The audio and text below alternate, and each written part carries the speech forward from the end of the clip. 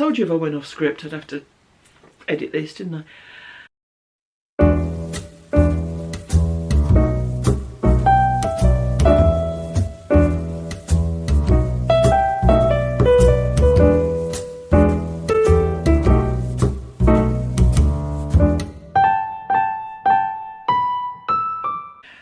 Hello everyone and welcome to the February 2020 episode of the Not Quite Enough Yarn podcast. My name is Leslie and this is a podcast about spinning, knitting, crochet, general yarn stuff recorded on the southeast coast of England. Hello, you are very welcome. Whether you're a returning viewer or you're new here, thank you very much for watching. Hope everyone's doing okay.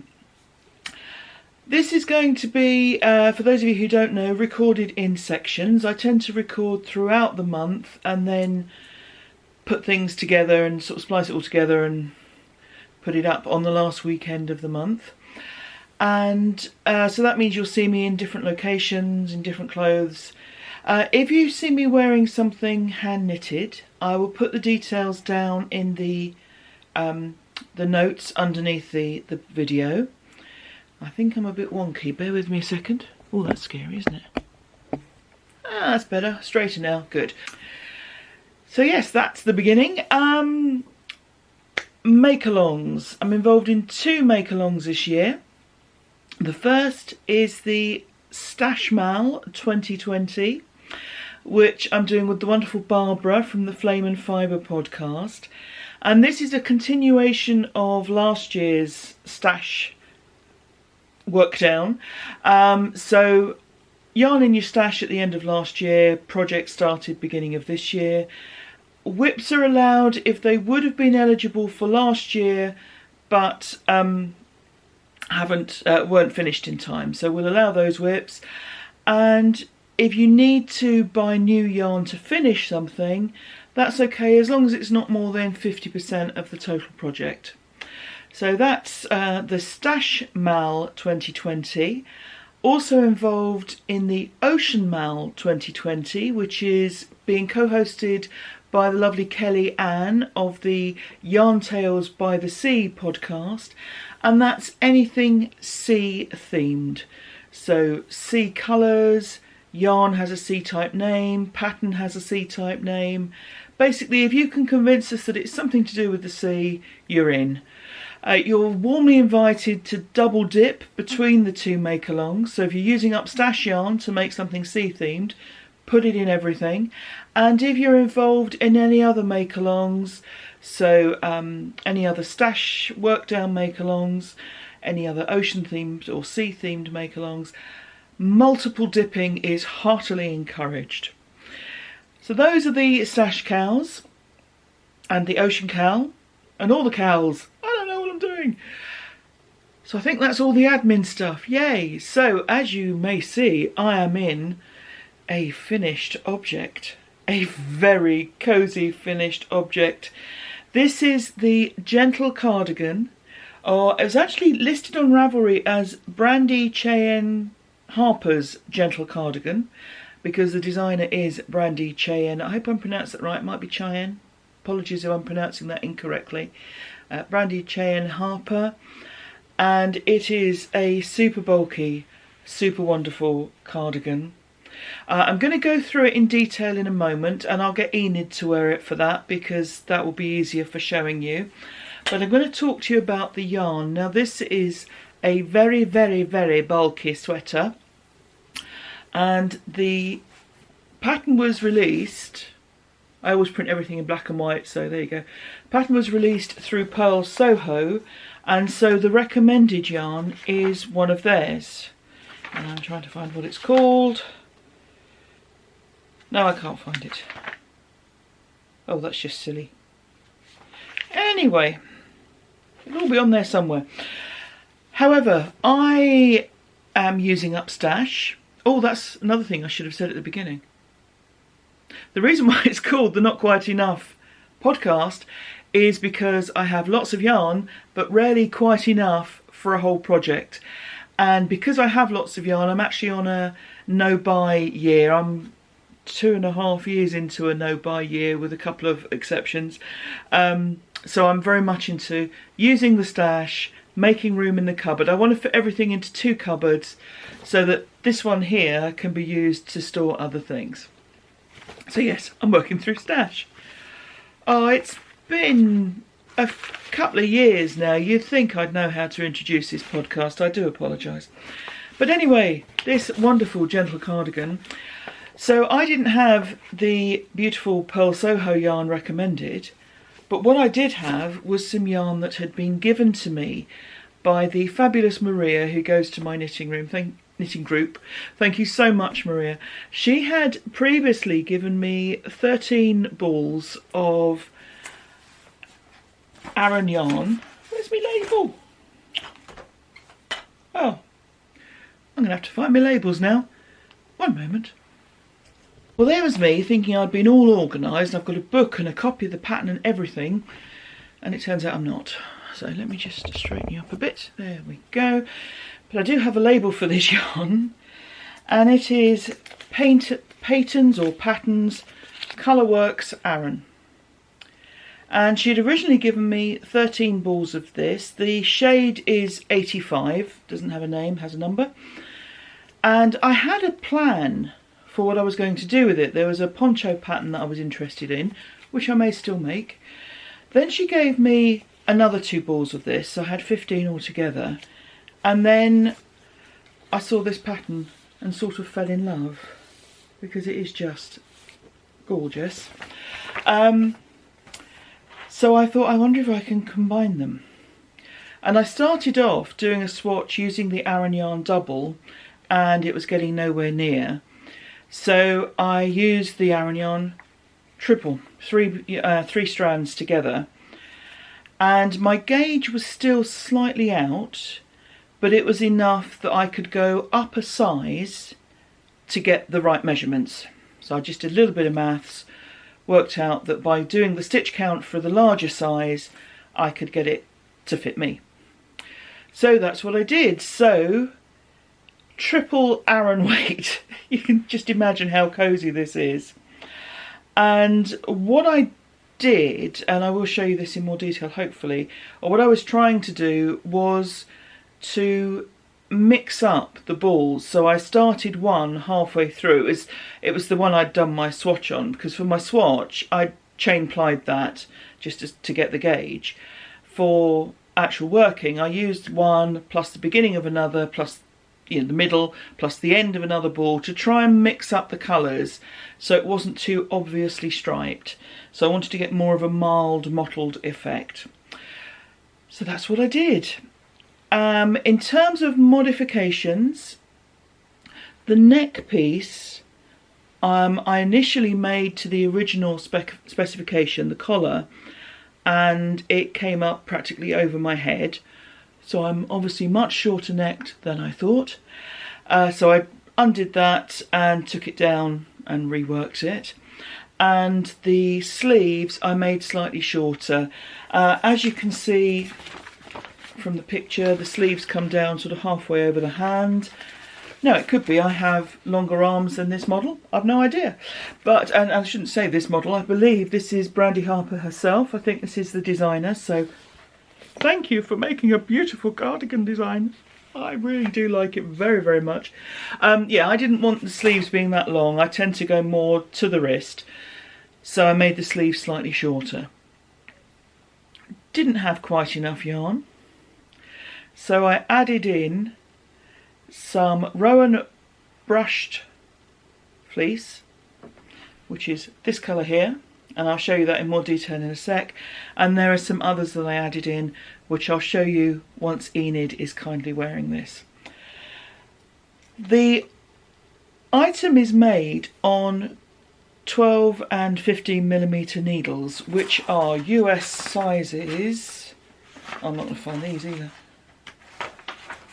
Oh, do come along. So that's US 15s and 17s. So very chunky. Which is why it works up so quickly, why it's so warm, I made this in 8 days.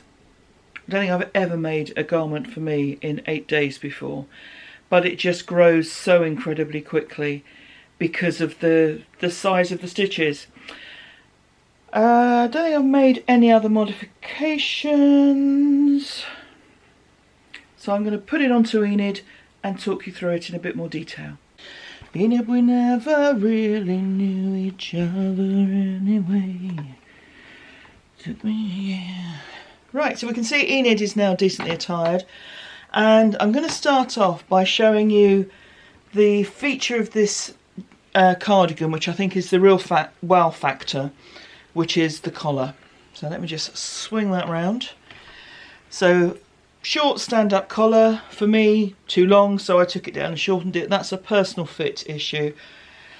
Really easy to adjust, so no problem there. Raglan construction, it's knitted bottom up, so you start off with the edging and then you work up from there. It's knitted in one piece and then you split, and it's just lovely, just lovely. Yeah, I'm not quite sure what else to say to you. Hopefully you can see that I was going for a largely mild effect. It didn't always work. I mean, when you're working randomly with yarns, you're going to get stuff that's uniform when you want it to be not uniform. In terms of the yarns, yes, I did run out because we are on brand. So as well as adding in, let me just tip the camera down. So as well as adding in the Rowan brushed fleece, there was also a ball of another Rowan yarn, which I'll put the name in, which I added in here. It was Aran weight, so I mixed it in because I was beginning to run out. And also towards the end, I was really beginning to run out, I thought, and so I added in some fingering weight, a 4-ply weight that I had in the stash in right sort of colours, just oddments, and I used them double. So at one point I was working with 4 strands of yarn because I had 2 of Aran and then 2 of the 4-ply weight. But it's all kind of worked in together rather nicely, and I'm really pleased with it. It's got a little bit of waist shaping. I was initially going to use the brushed fleece yarn on the edges of the sleeves. I thought I would do sort of colour block sleeves, but then it occurred to me that that would require me to measure the yarn and weigh it in half and all of that sort of nonsense. And also I didn't know what the tension was going to do. I mean, I could have swatched, but let's face it, who does? So I thought if I put it in the waist shaping area, then if it's a slightly larger tension, it just won't be as shaped, and if it's a slightly smaller tension, it just won't cinch in as much. So that kind of worked. So this is it, and I really love it. It's super warm and cosy. I won't be able to wear it for much of the year because it will be too warm. It's almost sort of coat weight rather than cardigan weight, but really, really pleased with it. So that's Brandy Cheyenne Harper's Gentle Cardigan, demonstrated by Enid, and love it, love it, love it. Worked in mostly Peyton's colourwork Aran, or Patton's colourwork Aran, but with a few other bits included when I was running out of yarn. Yay! Now it's all about the big needles at the moment. This, I'm working on an Ursa, which is in bulky, chunky yarn, and people who've been watching for a while will know that I've been dabbling in spinning since about this time last year. Actually, I got some fleece and a drop spindle at Unravel, which was in February of last year, and just latter part of the year, between sort of October and December, got a spinning wheel, got an Ashford Kiwi 3, and I think I'm in love. I'm really enjoying spinning as a process. I'd tried the drop spindle, I've got a little e-spinner and the Kiwi as well, so I'm all about the fluff at the moment. Last month I showed you my first skein of hand-spun. First skein of plied hand-spun, to be exact. And it was very thick and thin and very chunky, and I was debating what to do with it, and I decided I was going to make a hot water bottle cover. So I have. Very mixed here. Now I've plied together kind of everything I've made. So in here we've got some of the singles that I'd made on the drop spindle. I plied those together, plus the skein that I produced last month. So very mixed. I think I did this on 7 or 8mm needles, so quite chunky, not designed to be particularly pretty, just wanted to use it. And this is kind of everything I'd spun, like, ever. Quite interesting using my own hand spun for the first time, because bits of it are like roving and very, very fluffy, and some bits of it, you see these pink bits in here, are as stiff as rope because they've been overspun and over twisted. So it's not soft and fluffy. It is in places, but not very much. But you know, this was part of the process. You don't go into things knowing how to do them. So I'm rather pleased with this. Now I had quite a lot of this stuff because I was using everything that I'd ever started spinning. I had stuff for a hat as well, which started to get a bit big. So I thought I'd make it a brimmed hat. It is still very big. It needs to be at a slightly jaunty angle, I think. Yeah, I think that's pretty funky. Yeah, I possibly won't ever wear this outside the house. Some people on Instagram have very kindly said that they liked it. It may be their style, I'm not sure it's mine. But again, you know, I've used my hand spun, and if nothing else, it will be a bucket for something. I was hoping to make it a brimmed hat that I would just flip the brim up, but if I do, it really doesn't look great. So I think brim down is much better, bit of an angle, and yes, very, very funky. I was running out, of course, because even with my hand spun, not quite enough. So I just got some double knitting weight generic black acrylic yarn and just finished off a couple of rows. It was to finish off the row I was doing and to cast it all off. So yes, there's my funky hat. Perfect for a day at the races. Thankfully I never go to the races. And yeah, so that's the hand spun done. I will be showing you some spinning later in the month, because since then my spinning has improved a great deal.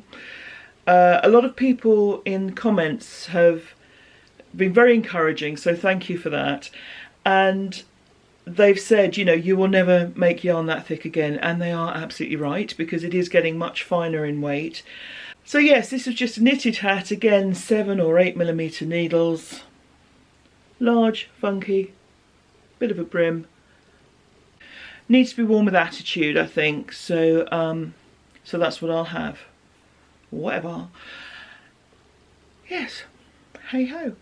So that's where we are for the moment. I am rattling through items quite quickly, hence rattling. Coherence is not my strong point today.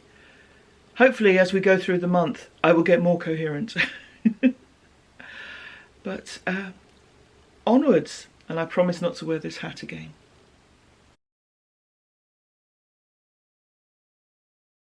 Hello lovely people. It's Valentine's Day. If you celebrate such things, happy Valentine's Day. And those of you who are used to this podcast will realise that I am not in any of my usual places. And I'm going to tell you that I am in London as I record this. And you might be thinking, well, it's Valentine's Day. Himself has whisked her away for a romantic weekend in the capital. Yes and no. I'll be sitting comfortably because I'm going to tell you a story. And I'm going to do some crafting while I do it. Some months ago, himself had a little bit of ill health, and because of his family history of heart problems, both of his parents died very young with heart attacks, they decided to look into his heart. Good news, nothing at all wrong with his heart. Bad news, what's this nodule on your lung? So that got tested and PET scanned, and we couldn't get an answer as to what it was. And we were left with this sort of question, because it could be something that had been there all of his life, completely benign, nothing to worry about. Or it could be something really quite sinister and deadly. PET scan revealed absolutely inconclusive results. It could have been bright white if it was a cancerous nodule, or it could have been black if it was just like a, flap of skin. And it was none of these colours, it was bang in the middle.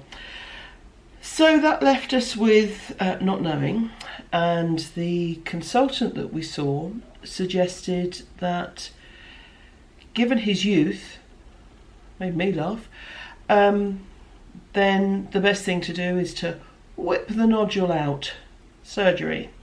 Now, because of where it's placed, it's quite close to the heart, that couldn't be done locally. They wanted to refer him to specialised hospital, which is why we're in London.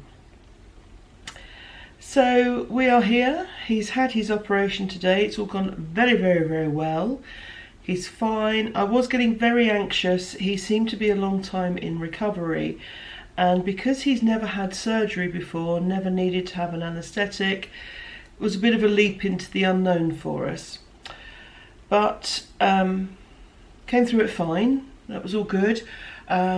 Spoke with the surgeon later in the day, and he's very happy with how it's all gone.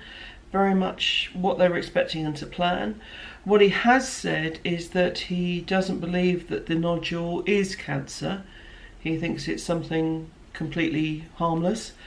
But obviously it's going away for testing so that we can be absolutely sure, and if it does turn out to be sinister, then it can be treated, the rest of him can be treated accordingly. But 2/19 of his lung and the nodule have been whipped away. So we are extremely lucky that, thanks to something else altogether, heart absolutely fine, I think I mentioned that, due to something else altogether, this was found, because had it turned out to be lung cancer, obviously with all diseases of that nature, the sooner you catch it the better. So we consider ourselves extremely fortunate, and today he's come through the operation well. He was back on the ward about 2 o'clock, and by 5 o'clock he was walking up and down the ward with the nurse to make sure that he could walk comfortably. He's got a bit of pain, obviously there's been surgery there, done by robot apparently. R2-D2, C3PO, I really don't know, but he is doing incredibly well. So he's walked along the ward. He's got to do that every hour tomorrow just to keep himself mobile, to kind of build up strength. And he's doing incredibly well. He has got some pain, but he's got one of those patient monitored thing that you just click when it gets a bit much. So he's keeping himself as pain-free as he can. And that's why we're in London on Valentine's Day. Now, not the most romantic way to spend Valentine's Day, but if you look at the history of St. Valentine, it was all pretty gruesome anyway, so it's all just marketing. So that's a bit of life stuff. Travel, even only as near as London, means projects, partly because I've been doing a lot of sitting around waiting for him, in surgery and so forth. So we've got a couple of projects with us, because this is a knitting and crochet and crafting podcast. And the first, it was my train project. And this is a cowl called, I think it's Yin-yang, or Yin and Yang. I really should have printed this off better, I do apologise. Yin-yang Infinity Scarf by Nancy Panska, Nancy P. It's a free pattern on Ravelry. Now, as you can possibly see from that black and white print, The idea is that you do 2 halves in 2 different contrasting colours, so that when you have the thing round your neck twice, it is a yin and yang, light and dark type of balance thing. That's great. That's not what I'm doing, obviously.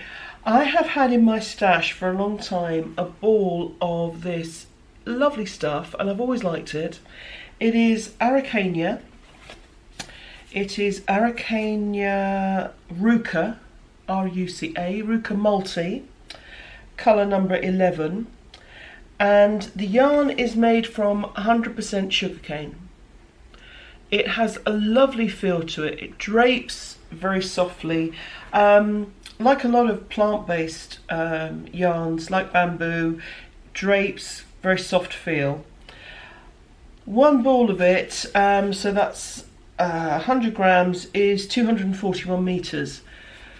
I had another ball and I used it in a baby pattern, but I've had this one in the stash for a long time, so I was looking for something pretty to do with pretty yarn. So that's what we're doing here. So my yin-yang will be all one colour. Well, it's variegated, but all one ball of yarn. And yeah, I got about halfway through yesterday when we travelled up, so I shall carry on and expect to have that finished fairly soon. So that was my travel knitting. My sitting in hospital waiting to find out how himself had got on knitting was my sheer V. I've not been working on it, having been so enthusiastic about getting it started, and then haven't worked on it. And when we knew that this appointment was coming up, it was between this and Ursa, and I will show you Ursa in the next clip, hopefully. And Ursa is in chunky weight yarn, so it's a much bulkier project, so I thought this would be more travel friendly, just in terms of packing it into the suitcase. Because bearing in mind, when we go home, I'm going to have to carry all the bags because you can't carry anything. My plan is to stay in London until Monday, and then Tuesday onwards I will travel up each day and take him home. We checked that he would be okay to go home by train when he's discharged from hospital, and he will be as long as there's someone to carry the bags. So I thought, well, if I go home on Monday, get rid of my bag, just travel up and down each day, that's not a problem. The surgeon today is possibly talking about him going home on Monday, which would be great. Just cumbersome in terms of bags, but we'll get around it. We'll get around it. Yes, I've got my sheer V. This is the sheer V by Jessie Made Designs, and I've worked on quite a bit of it. I think the last time you saw it, I hadn't done much more than the ribs, so probably about here. And now I've done a lot of the body. It's a cropped sweater, but I'm not going to crop it. I'm quite long-waisted, and also I like things to come down to kind of at least navel, if not hip. So I'm going to do it probably my usual length, which is 18 inches from splitting for the sleeves to the bottom hem. So that's what I'm working towards. This means I definitely will have not quite enough yarn, at least of the mohair, which is the multicoloured yarn you can see in there. I've got plenty of the black, but I have some other mohair yarns similarly strongly coloured, which I'm going to put in blocks. So that's all that sorted. So yes, I'm cracking on with this and expect to do so over the next couple of days, because I'm going to spend quite a bit of time with him at the hospital. But I have said to him, you know, if you want to kind of watch stuff you've downloaded onto your tablet or listen to your music, I can either clear off or just sit there and knit. You know, we don't have to keep each other riveted with fascinating conversation. I don't think we'd do that for 3 minutes, let alone 3 days. So yeah, that's not going to happen. But I will hopefully get a fair bit of this done during our time in London. I possibly could go and visit yarn shops. He's encouraging me to do so. He's such an enabler. I don't know if I will or not. There are 2 or 3 that I haven't been to that I would like to, but I don't want to buy yarn. And I feel I would, because it's been a bit of an anxious and a stressful time, I feel I would treat myself to a skein of something gorgeous. And I really don't want to buy yarn. Particularly as today, I got my tickets for the Yarn Festival in June on the Sussex coast, so yay for that. So I probably won't go to the yarn shops. And I know I can always just go and look. Or go and buy books, but then I've got to carry them home on the train, and I may be carrying like both lots of luggage, not just mine. So I'm probably just going to sit around coffee shops and knit, which is, it's okay, it's fine.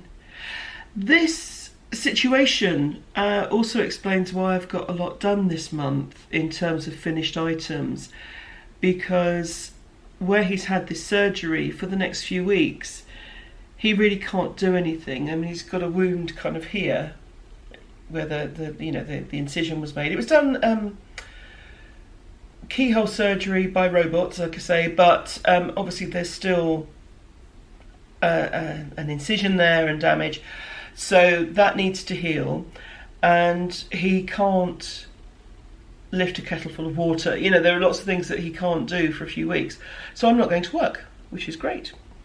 I mean, financially not great, but it's great. So yes, I'm not going to be working, and because I haven't got ceremonies coming up, I've had less work time building up to this because I haven't been visiting families. For those who don't know, I conduct funerals.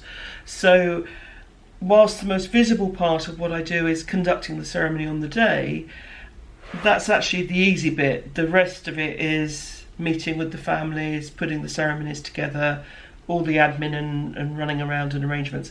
So so I haven't been doing any of that. So I've had plenty of evenings at home, which is why I've finished quite a few things. So although this looks like a real purple patch of productivity, that won't last. The next month might be good because I'm going to be at home with him. And again, I'm not going to be kind of out and about doing lots of work stuff. So we may get a lot done in the next short period, but that's not the way it's going to be for the whole year, because once I'm back at work, I'll be back in the old routine. So that's where we are. I've got 2 wedding rings on at the moment because I'm looking after his as well as my own. And yeah, we couldn't be happier with how the surgery has gone today. Just so relieved that it's gone to plan. Looks like no further treatment will be needed. I mean, if he needs to have some kind of backup radiotherapy, chemotherapy, then so be it. But fingers crossed that what's been removed is completely benign. We always said our best case scenario on this would be that he didn't need to have the surgery because the thing would be absolutely harmless. And from what the surgeon was saying today, he believes that to be the case. But of course, it's being checked out. I love the NHS. I've got lots of family members who work for the NHS, so I love it for that reason. But it is just a thing of glory. And I'm not getting political on this, but it is such a valuable thing. And we do take it for granted. We're just so used to having it. We do take it for granted. But it is just there and wonderful. And the people who work in it, my relatives and everyone else, are just amazing. So big thank you to the NHS. May you always survive well. So I'm not going to get political on that one because it's too scary. But very relieved this evening. If I'd been recording this piece yesterday evening, different scenario altogether. But very relieved, it's gone really well. So we just need to get him well enough to come home, get him home, and then just get him better. And in the meantime, I shall carry on with pretty projects.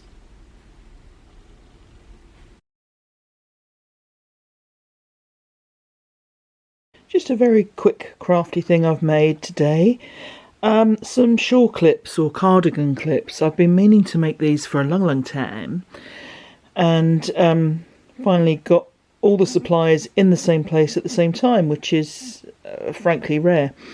So yeah, they're all made from, excuse the wonky camera work, These are for braces or sometimes for baby bibs, and they just clip onto the fabric, comme ça. And then I've put decorative things between them using a tiger tail, which is a jewellery sort of very fine wire. These hearts are very pretty. They're actually buttons. Let me just zoom in and show you, hopefully. So hopefully you can see the holes there for the buttons. Not standing up straight, but I'm sure they will. Beads here. And then this felt like a bit of an indulgence. I have a large wrap that I wear when it's cold but not too windy, because if it's very windy it blows all over the place. And I felt it needed a kind of statement piece. This actually reminds me, my mother was a nurse back in the day when nurses had belts with ornate buckles, and this reminds me a bit of my mum's nurse's buckle. So it gives me a nice warm fuzzy. But yeah, these are paper clips. They're not paper clips at all. Cardigan or shawl clips, really quick to make. I've made all 3 of these in about half an hour. You can probably tell. But hopefully I'll start remembering to use them. I did have some before, kind of lost one along the way, but I do find them very useful, especially on the shawls, where I'm quite round shouldered. They can fall off if I'm not careful, so these just help to keep things in place. Hello lovely people, got a lot to show you, but firstly the important life stuff. Himself is home from the hospital. So he was operated on Friday. We were initially told he could be there for 4 or 5 days, but he actually came home on Monday, so that was 3 days, and is doing incredibly well. So at the moment I'm Nurse Les. Oh, help him, someone help him. And he's just doing very, very well. Taking things easy, we're going for little walks every day, but he's doing incredibly well, and we are just so grateful to everyone at Guy's Hospital in London. Everyone that we dealt with has just been amazing, so we are super grateful to all of them. We will find out in due course what the nodule was that they removed, whether it was something that needs further treatment or whether it was just something completely benign. We'll find out and we'll deal with stuff as we need to, but for the moment we're all good. We're all home, we're all safe. Dog came home this morning because she had a little holiday as well, because we were both away. Everyone's home, happy, so we're all good. Yay! So back to the crafty stuff, and whilst I was in the hotel I was making this, which I have now finished. So this is the Yin-yang Infinity Scarf by Nancy Panska, aka Nancy P. And as I said when I was showing it to you when I was working on it, initially designed to be in 2 colours, but I wanted to use this particular yarn. It's been in my stash for 10 years. It's slightly embarrassing really.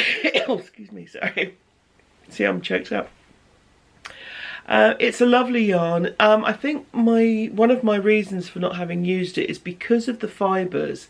Because it's a plant yarn rather than a woolly yarn, it's then harder to put it with other things because of the way it behaves. It drapes very softly. It could then create problems if I then put it with something very woolly. But I have found this lovely pattern. So here is the Yin-yang Infinity Scarf, which of course I've adapted, and I will go through that. So you do it straight, and the bit between my fingers, looks like I'm doing the rock horns. The bit between my fingers is the scarf. So it's a very simple shell pattern that you just do straight. I then sewed it together with a twist to make it a Mebius or Mebus or Mebius. I only speak English and rubbish. I'm sorry, I don't know how to fully pronounce Mebius's name. Because I had quite a bit of yarn left over, I know, I then echoed the shell pattern all around the edge. And because I'd put the twist in it, I just started and just kept going until I got back to where I started. So that is this lovely little infinity scarf. Made more for ornament than warmth, I think. When I'm conducting ceremonies, sometimes families will say, oh, Great Aunt Vera liked pink or bright colours, or, you know, there'll be some kind of colour theme. And I tend to wear fairly conservative clothes because I'm not there to be the centre of attention. But if the family has a colour theme and they're all there in pink, I like to have something pink, or, you know, pastel shades or whatever, to fit in without kind of overpowering. So that was my reason for wanting these. So I've got a few scarves that I've made and bought over the years in different colours, which then I wear with my dark sombre funeral clothes to match in with any colour theme that the family has come up with. So that is a finished object, and it's a very pretty one. And it feels nice. I've got a little bit of the yarn left. I could have made it longer, but it felt as if it was getting long enough.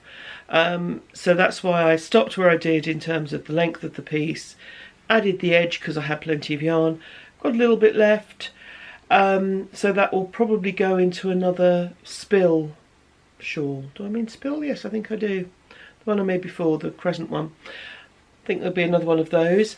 I used, this is genuinely back of an envelope stuff. This is me recycling. I used 100 gram balls and I've got 12 grams left. So I used 88 grams of yarn, which is about 212 meters to make this. And that was on a 4mm hook. I chose the 4mm hook because it was a double knitting weight yarn, and that's a natural fit for me. But the pattern is very flexible, so your yarn, your hook, your tension, your rules. There we go. Now the next little section is going to be the acquisition of yarn. Not because I've been buying. I have here a very rattly bag. Some yarn. The lovely Lou from our knitting group has been having a de-stash. And she had some lovely yarn yard yarns, that's not easy to say, which I did buy those, but I bought them as prizes for the makealongs. So there are some beautiful yarns coming your way. But she also came across, I don't know how many balls, I think there's 8 or 9, of this, which is in our drumming group's colours. I did offer it round to other members of the knitting group who are also in the drumming group. But they declined, so I said thank you very much. I've no idea what this yarn is. Lou's not sure. We can see by the structure, I'm going to try and hold it up, that we have 2 strands of thin red and a black fluffy mohair type yarn. So, couldn't tell you what it is. Doesn't really matter in terms of names, such things do not matter. I have started to use it already, which is rather unusual, because I have started to make this, which is a very simple plain piece, and the idea is I want to make some pieces that just hang off the back of my hat, so they hang down my back when we're parading. So I'm going to make a couple of these. And then I'm not sure what I'm going to do with the rest of the yarn. I have many ideas, too many ideas, the usual thing. Those of us who craft are like a computer with too many tabs open. So that's kind of where we're at with that. So thank you very much, Lou. That is super kind of you. And yes, it will become knitting related, drumming related knitting or crochet. The next bit of yarn I've acquired through making, because I have been spinning. I'm really enjoying the spinning. I think my enthusiasm is greater than my talent, but I am really enjoying it. And I'm getting better at it, which is great.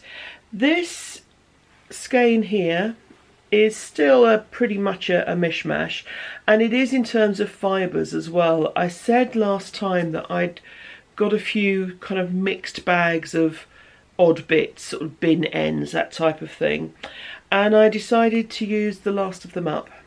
So this is a skein of assorted fibres.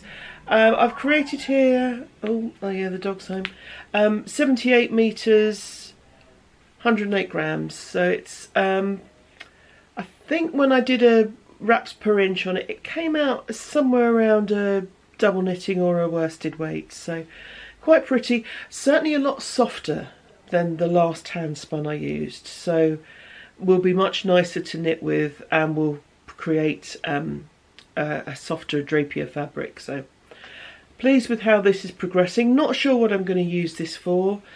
It will go into something, I'm just not sure what. I then decided to take things a little more seriously. I have some lovely braids of fibre that I've acquired over the last year, and I thought I really ought to start using them properly. So stop messing around, Leslie, use them properly. And the first one I did was this lovely stuff. Now this is some BFL that I bought from Jo, who is Lime Green Jelly. Didn't have a colourway name. Hers are, I think she does have some, I know that she does have some sort of named items, but I think these were one of a kind at a show that she was at. So we've got some, let me show you some colours here. We've got some yellow, orange, some lovely raspberry pinks in there. And I thought I'd treat this seriously. I split the fibre in half by weight, spun the two halves, plied it together. The consistency is improving. It's still not perfect, of course it's not. I've only been doing this a few months, but it is definitely improving. And this has come out at between a sort of sport and a double knitting weight. A little bit over twisted. As I hang the skein up, you can see, now this is after it's been soaked, that it is still twisting slightly, so it's not balanced. Again, at this stage I wouldn't expect it to be, but that's okay. I have got 112 metres here, and this skein weighs 94 grams. Now the reason why it weighs 94 grams, it was not a 94 gram braid, is although I'd split it in half by weight, spun the two halves, plied them together, of course they didn't match exactly. That's never going to happen. So I have a little bit left over of a single, because one's obviously a bit thinner than the other, a bit finer than the other. And I have plans for these, but I thought I would stick with the two that are matched and put them together. So that's what I've done. Again, not entirely sure what I'm going to do with this. I have a sort of a bit of a plan in here, but we'll see. That will partly depend on what happens with future spinning as well, as to whether I can use it with other stuff I spin, or whether it's to go on its own because nothing else is in the same sort of ballpark. So that's that skein of yarn.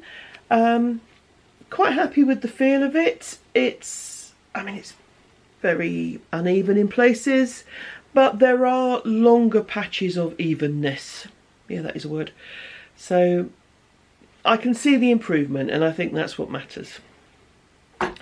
And I have just realised, looking behind my shoulder, I have another finished object to show you. Also to do with Jo from Lime Green Jelly. One moment, please.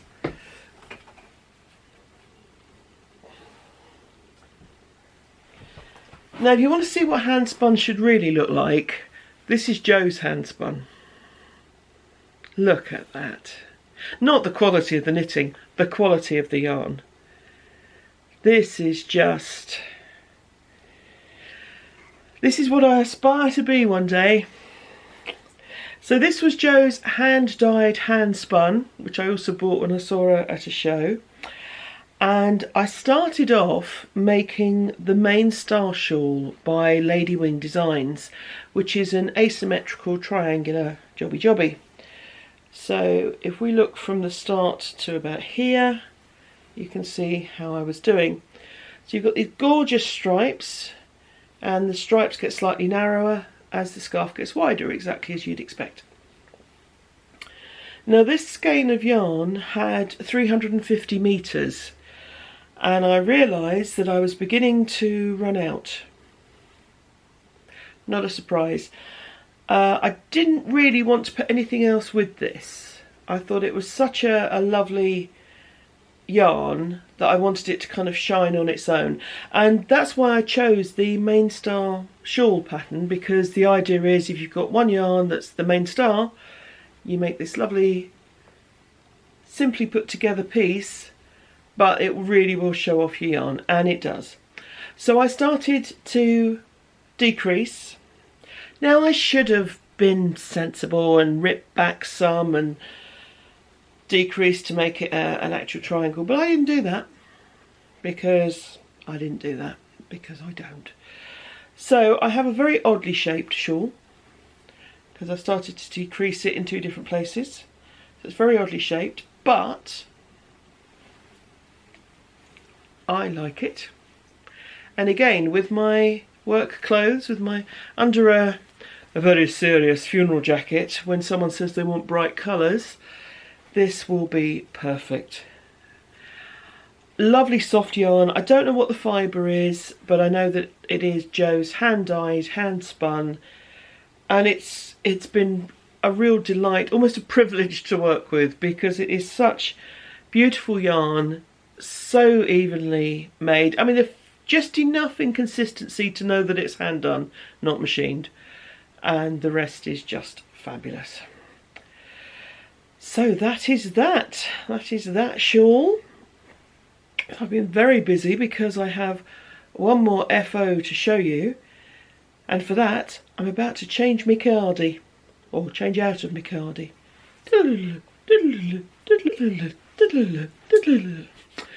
So here is my finished Ursa sweater. This is the Ursa by Jacqueline, I think it's pronounced Sislak. Please forgive me if that's not the correct pronunciation. It's a sweater that's been very popular on Instagram and on Ravelry because it is gorgeous. It's a chunky weight sweater, top down.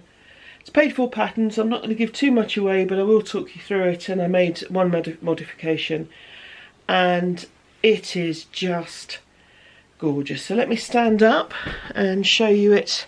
Now the modification that I made is that I've gone longer. It's initially designed to be more of a crop. I prefer things to be a little longer. So we've got rib detail here, rib detail here, at the front the V pattern, at the back another V pattern and another rib detail, and it is just a really lovely pattern to work. Now I would say a word of caution: if you are making this, start slowly, take care over the beginning. I was a bit gung-ho. Hard to believe, isn't it, eh? Hard to believe that I'd rush into things without thinking of them. And I ended up ripping it back twice, only a few rows in, because I realised I'd gone wrong. I'd sort of read things and misread them, and the pattern is the pattern is fine, the problem is mine. But I would just say go slowly on those setup rows so that you don't go through what I went through, and don't be as daft as me, basically. But this is just a sweater that I really, really like, and I think I will use a lot. The yarn is James C. Brett Marble Chunky. This is 100% acrylic, soft as you like. In terms of meterage or yardage, it's 200 grams in each ball, and that is 312 meters or 341 yards. And the fact that I have this whole one left over, plus another little bit, tells you I not only had enough yarn, I had more than enough yarn. Who can believe it? So I have a ball and a bit of this, it. I think I've got about 45 grams, so that's a quarter of a ball nearly, to make something with, and whatever I make will be soft and squishy because this is just lovely. So I made the 62-inch size. It actually goes up to a 66 bust, I think. Recommends 2 to 6 inches of positive ease. So I made the 62-inch size, and you can see there is a little bit of bust shaping as well. Now, I was a little concerned about this in this yarn. A lot of people that have made the Ursa have made it in a solid colour, and I was using this variegated, so I wasn't sure how the bust shaping would appear, because I was worried that it would look like an eye opening up going boobs, which is not what I was going for. You can see that there is the shaping there, but nothing too obvious, which is what I was worried about.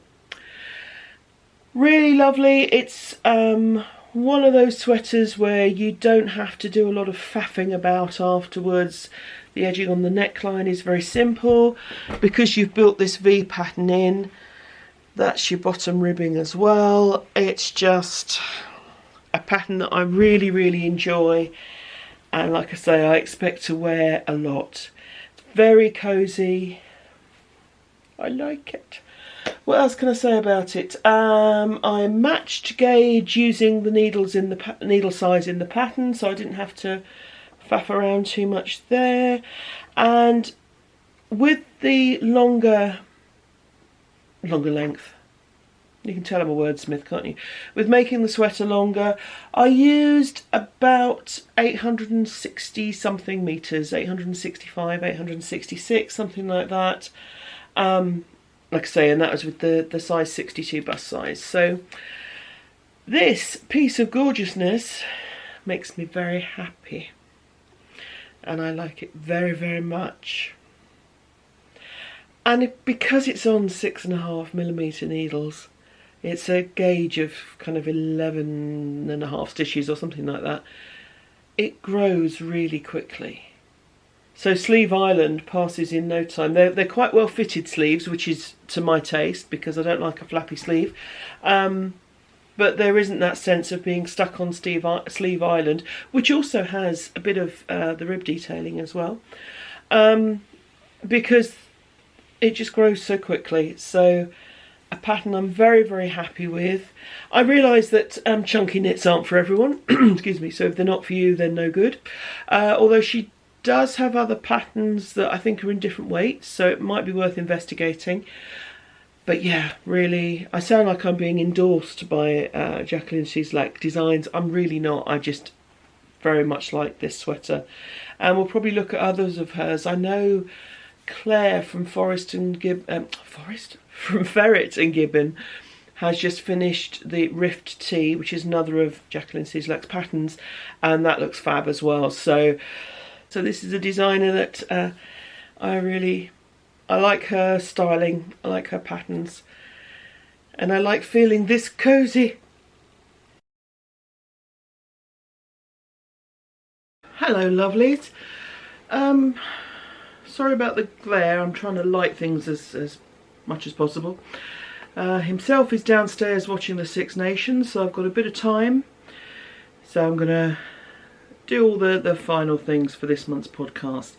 Firstly, an update on the 2019 draw. Now the chatter thread hasn't been claimed, so this beautiful, my goodness, it's lovely, beautiful yarn from companion sock yarn from Third Vault Yarns is still up for grabs. Now the winner of that was Little Knitter 3, who is Frances from Ontario. Please do get in touch, Frances, it's there waiting for you. I can't keep things going forever, so if I could ask you please to get in touch by the 25th of March. So it's another sort of few weeks, so if you can please get in touch by the 25th of March and let me know that you've seen this and you're claiming your yarn. That would be very much appreciated. If I don't hear from Frances, then I will redraw at the end of March. So please do claim it. Someone else would love it, but I'd love you to have it too, so please do. Thank you again to everyone who's involved in the make-alongs. Before I forget, Quirky Monday Craft Cast, Kalisha Nadiratani, she's currently running the Pisces, knew I'd struggle with that, Pisces season make-along. So if you're entering her make-along, then obviously that would fit in with stuff for the ocean make-along. So nice little tie in there. And thanks to everyone who's getting involved in the chattering side of things as well. The thread has really become a conversation. I've seen posts on there, people asking for advice, asking for suggestions. So that is great because it really feels part of the community. And while we're on the subject of community, things have got a bit sticky again, and so for the next few minutes I'm going to get a little bit political, and if you're not here for that, that is completely understood. I will put a time notice here or here so that you see where to click forward to. Yeah, I've written stuff down and it's all explained why, so forgive me for reading this, but otherwise there's going to be so many ums, ahs and more cuts than Max Headroom, if you remember that show from the 80s. It's better I do it this way, I think. So, I've been trying to put my thoughts together and struggling. Last year, the wonderful Kalisha of the Quirky Monday Craft Cast read out a piece that she'd written, and it occurs to me that I would be best putting thoughts to paper first, so I'm going to read this next bit. We are still in a very emotive time in the crafting community, and this is about the only way I can do it without swearing or crying. Now either would be fine, but I'd rather not. You don't want to hear either of those. So the following are my thoughts as at now. New information is coming in all the time and may change these ideas, but this is where I am at the moment. Just over a year ago, I spoke on this channel about the discussion concerning racism and representation, which was very high profile at that time. This was in January of last year, and I made the point that I had no intention to change this channel into anything other than a set of craft podcasts, but that I would chip in with things that I thought were important. And just recently, sadly, things have become a bit more heated again, and it's given me a lot to think about. Racism is still a real and an insidious problem in the world, in the knitting community, and I would never try to think that it's not.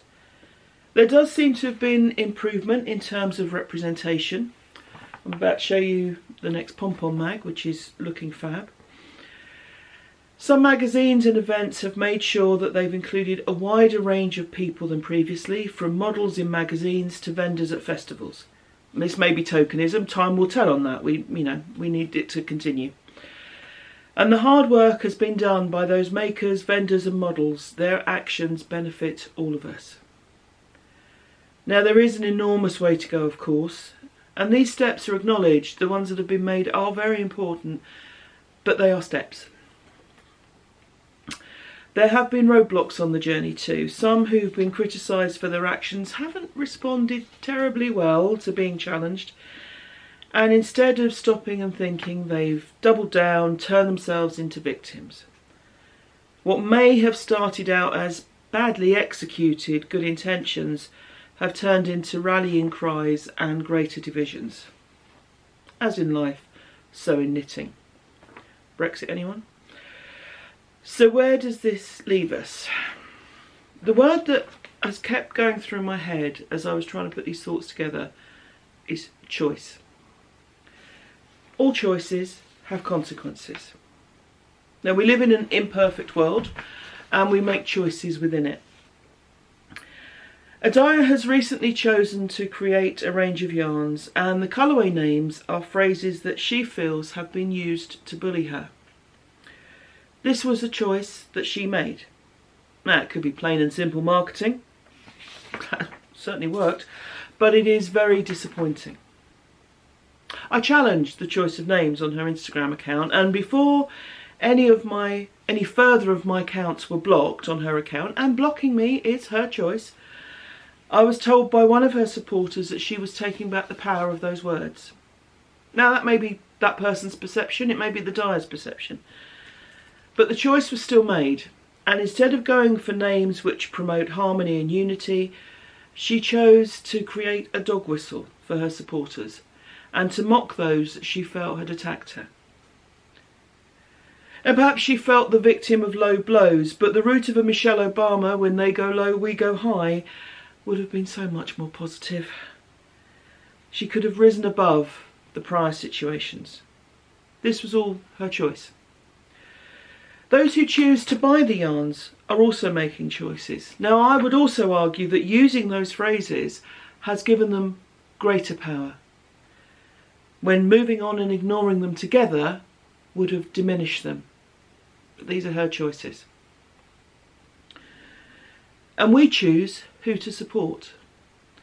Now, you're all kindly supporting me by watching this podcast.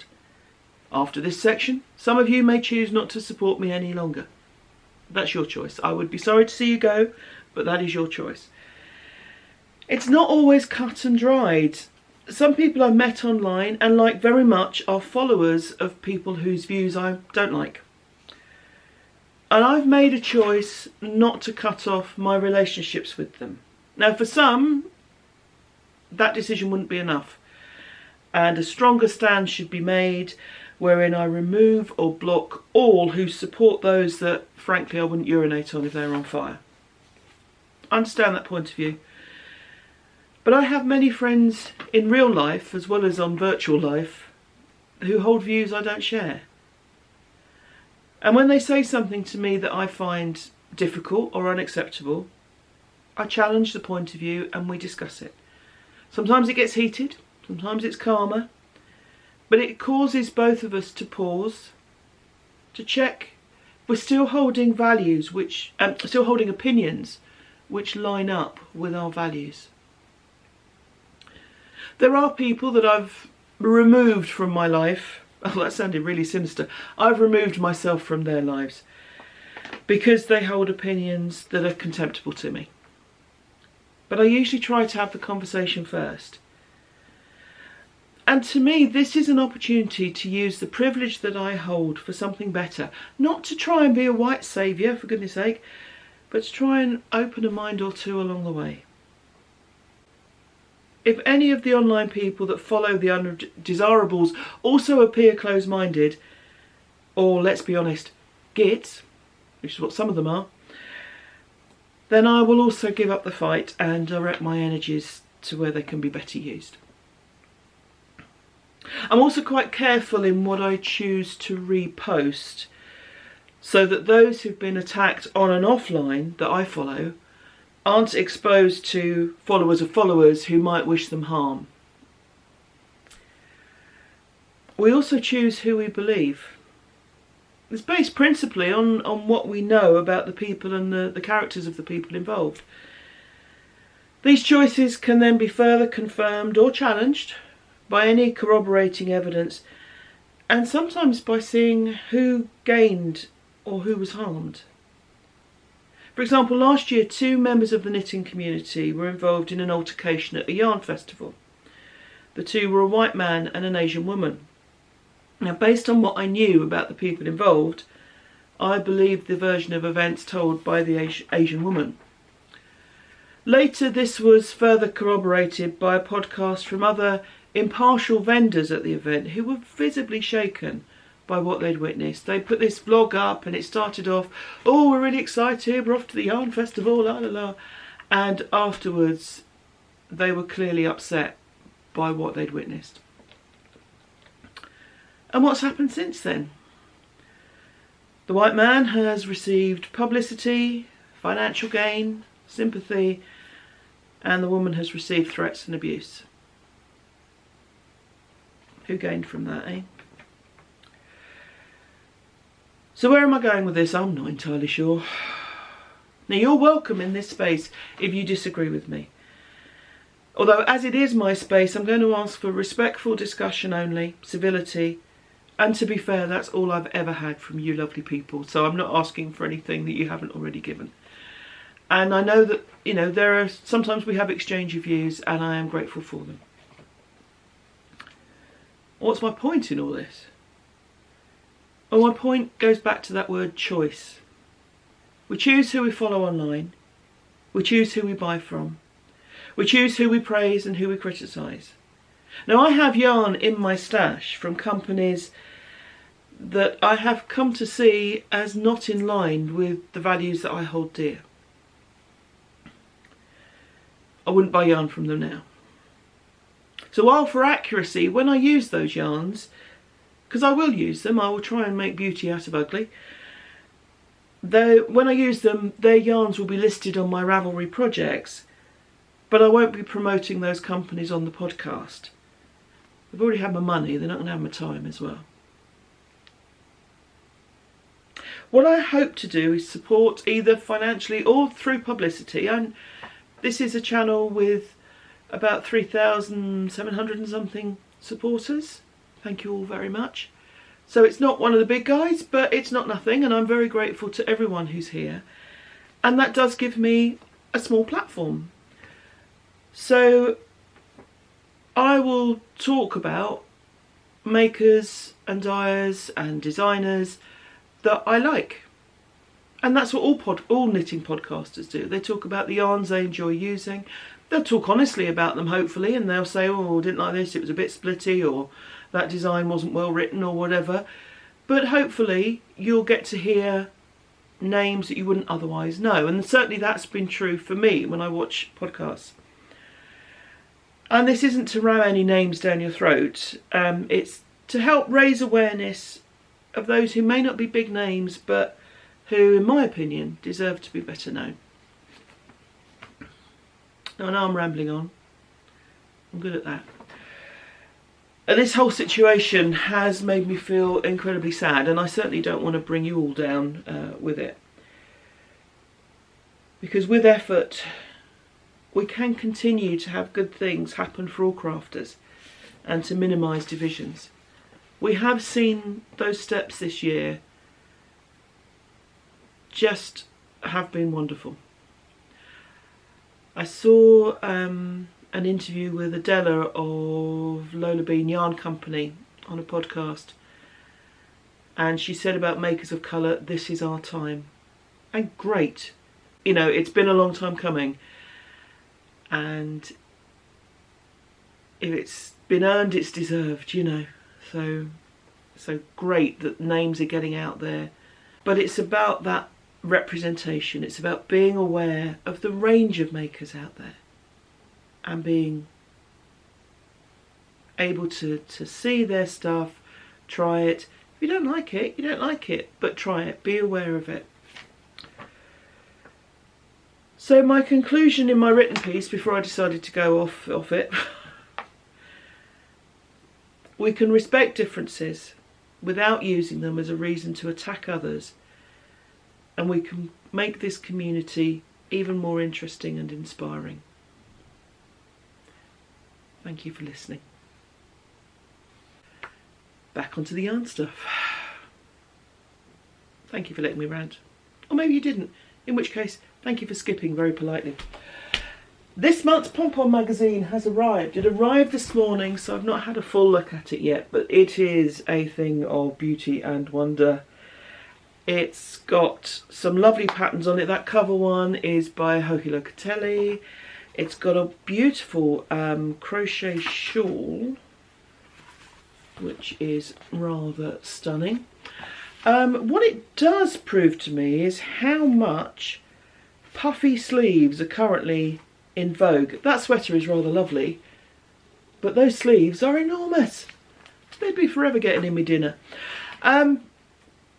But, you know, modifications can be made. I really like the patterning around that yoke. That's a short sleeve top, but I would probably make it a long sleeved one if it was for me. But I really rather like that. It is by, oh, I'm going to mesh this up, Natalia Sinelshikova. I'm going to put that really close to the screen, hope it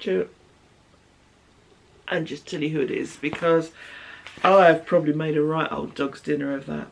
But yep, lovely patterns in this, lots of garments.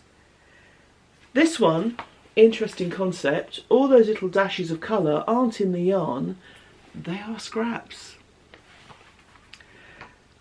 I'm going to have to look into that, because my first thought is, oh, ends, but we'll see. An interview with Jacqueline Switalski, she of the Ursa sweater. And look at the colours in that picture of her. Doesn't she look stunning in those colours? Absolutely marvellous.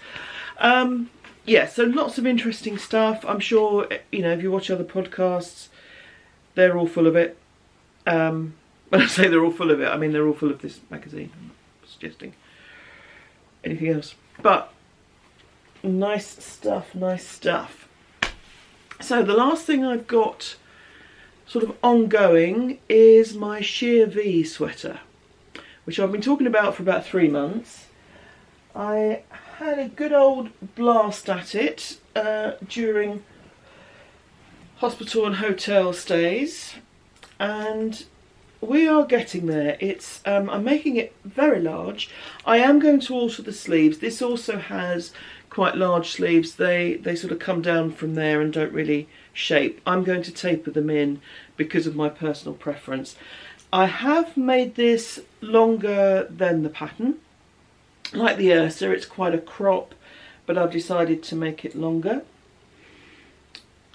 And this is where we're at so far. Ignore that, that is a progress keeper, but only because I was measuring from that line. So we can see the start of the V.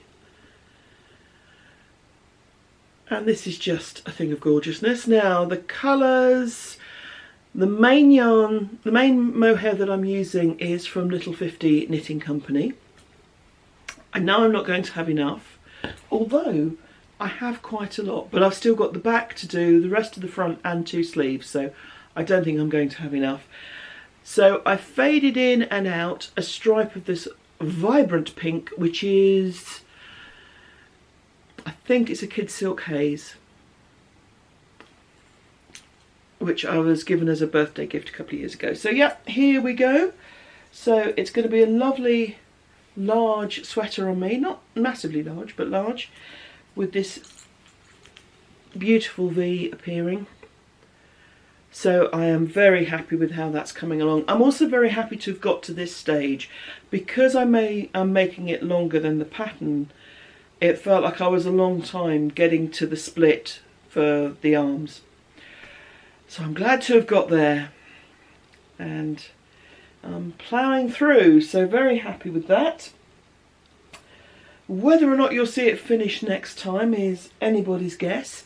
Certainly in terms of time off work, I've got at least the next week, then we'll see how himself is doing. He's been doing incredibly well in terms of his recovery.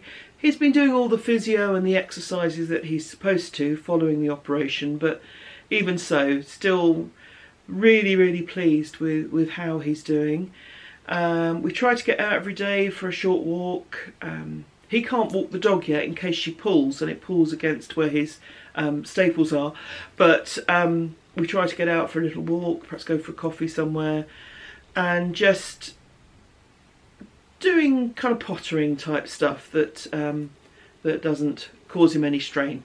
Like I say, at the moment he's watching the Six Nations rugby, so that's a couple of hours of him resting. He can get a bit emotional about sport, but he's not likely to kind of punch his arms and that, so he's not going to do any damage, hopefully. Please don't let me stop him. Please don't make me stop him watching sport, because that would make the convalescence go much slower. So that's where we're at. End of February. I know this is another one of those weekends where the end of one month is Saturday and beginning of next is Monday, which is why I'm posting this weekend. Could have been next weekend, but I figured we're over an hour, so you've probably had enough of me by now. So what does March hold? I'm really not sure. More of the same, I think. Lots of spinning for me. I should be able to pick up my alpaca in the next week or two. I rang the company that is currently washing and carding my alpaca fleece, and they said if I give them a call next week, I'll be able to arrange to go and pick it up. Yeah, so hopefully I'll get my alpaca. I have also ordered some fleece today. I'm suffering a bit of jealousy. I'm going to call it by its name. I'm not at Unravel this year, and I was at last year, and I wish I was. And I'm not, because I'm going to the festival in June, but I'm a bit jealous. So I ordered some fleece earlier. I've got some coming from Australia, some coming from the UK. Once it's here, I'll show you it next month, because they're very, very pretty. Yeah, carrying on with the spinning, carrying on with the knitting and the crochet. I have just about started a new crochet sweater, but it's very early stages, so I'll save that for next month. And I think that's it. I hope you're all well. I hope that you have time to do the things that bring you joy. I hope that all your crafting stuff brings you joy, and that you keep well, keep happy, keep smiling. Thanks everyone. Take care.